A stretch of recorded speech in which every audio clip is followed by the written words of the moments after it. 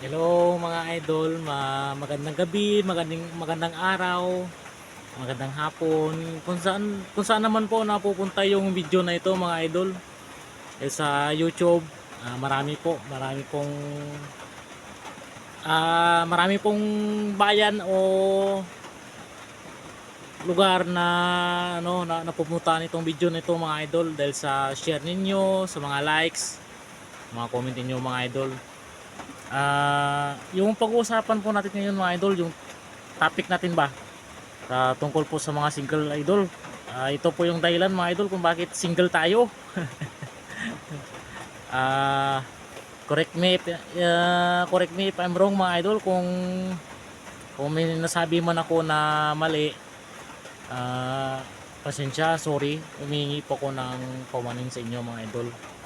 Gusto ko lang po kasi idol na i-share ko po yung kung ano po yung nilalaman ng puso ko, kung ano yung tinitibok, pagmamahal ba, pag-ibig o nasasaktan. So ito lang idol, simple lang po yung kung bakit single kami. Pagpasensya nyo na mga idol kung mahina yung boses ko. Ako, mag-headset na lang kayo para marinig ninyo kasi maulan po dito sa amin sa Antique. Taga Antique po ako idol, Barbasa Antique po. So ito idol, ito yung dahilan kung bakit single kami, kasi takot kami magmahal, lagi kaming nasasaktan, niloloko kami sa una. Pero sa una, ganun yung ganun yung comment namin, ganun yung reaction namin. Magpo-post kami sa Facebook na ito si Angkwan, manloloko, paasa, babaero, babaera, hindi kontento sa isa, gusto dalawa, tatlo, apat, lima. Yun yung nasa isip namin mga idol. Buti nga yun lang yung iniisip namin, kung bigti pa. O yun idol, wag yung gagayahin idol, yung magbigti kayo. Kasi yan idol, kasalanan din yan idol. Kung may nagawa man tayo, hingi tayo ng kapatawaran o sorry sa taong nasaktan natin mga idol. Higit sa lahat kay Lord mga idol. Siyempre siya lang yung nag-iisang Panginoon natin mga idol.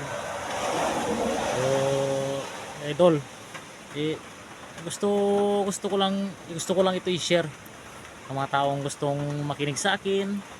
Kung ayaw nyo naman makinig mga idol, bahala kayo sa buhay nyo. Scroll down, scroll up ay pala. No, kung hindi nyo gusto idol yung pakinggan yung sinasabi ko. No, balik tayo sa sinasabi ko idol. Yan pala. Yan yung post o based on my experience mga idol. Yan yung pinag-uusapan ko idol. Kinikwento ko sa inyo para alam po natin mga lahat, alam po natin lahat. Saka may kumbaga po, meron po tayong advanced thinking. Tawag ko idol po. Yun po, para may may kunting may nalalaman din po kayo. Gusto ko lang po i-share yung nalalaman ko. So sana naman tayo, naputol na naman yung nag-uusapan natin. Naku po.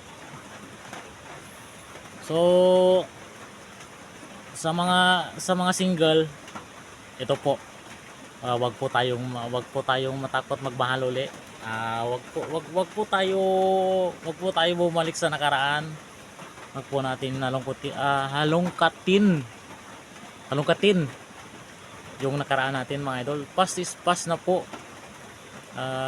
Move on na po tayo. Doon na po tayo sa hinaharap.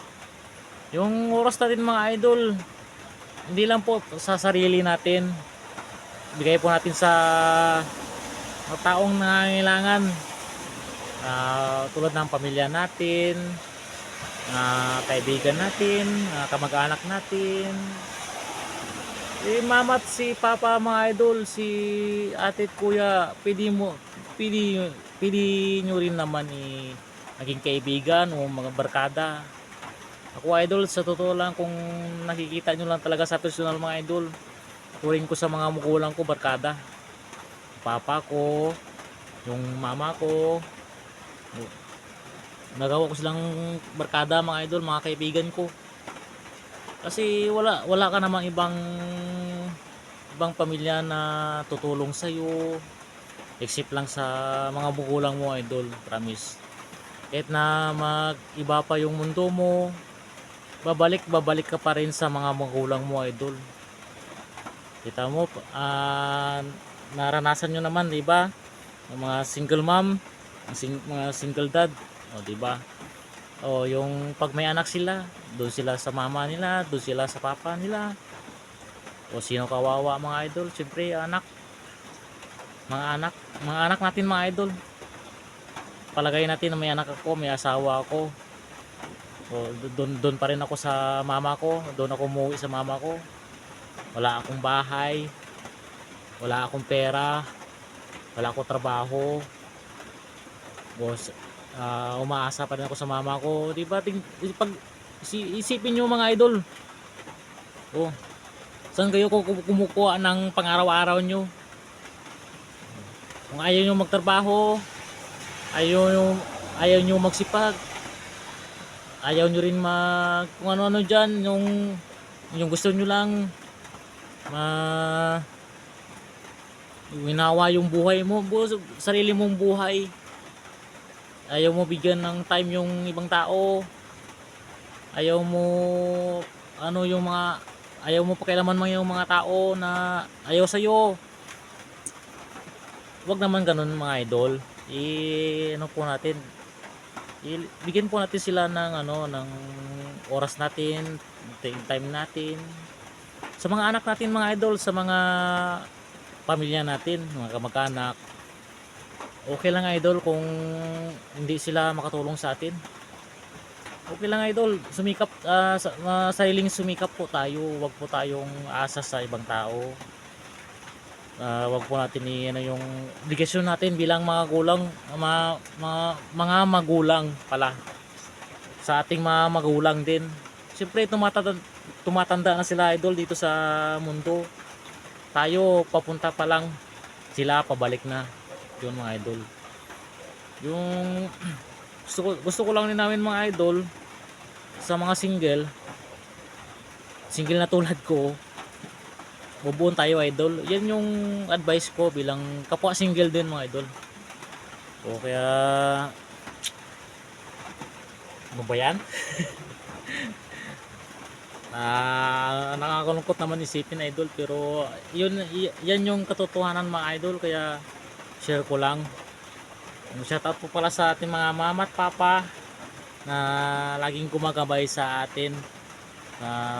Pumunta man tayo sa maling landas na tinahak natin, nandyan pala sila, nandyan pa rin sila na nag-guide sa atin, na nagsasabi na ipagpatuloy mo lang ito, wag mo kong gagawin, yung turo namin sa iyo yan ang susundin mo.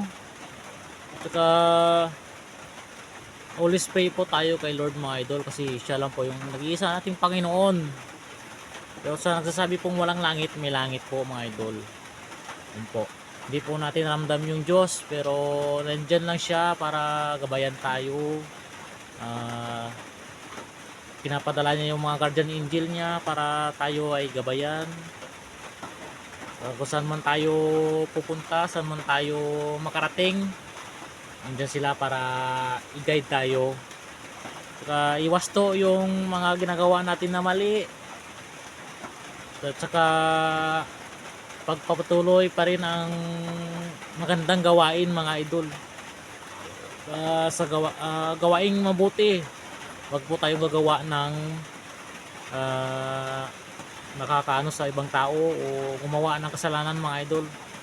Wag po tayong ano sa ibang tao, mga huwag po nating chismis o kung ano dyan mga idol. Ipagpalagay nyo lang idol na si Lord na po yung bahala sa kanila mga idol. Yan lang po mga idol. Maraming salamat po. Kung gusto nyo po ng topic ulit idol, comment down lang below. Comment na po kayo idol. Maraming salamat po. Thank you.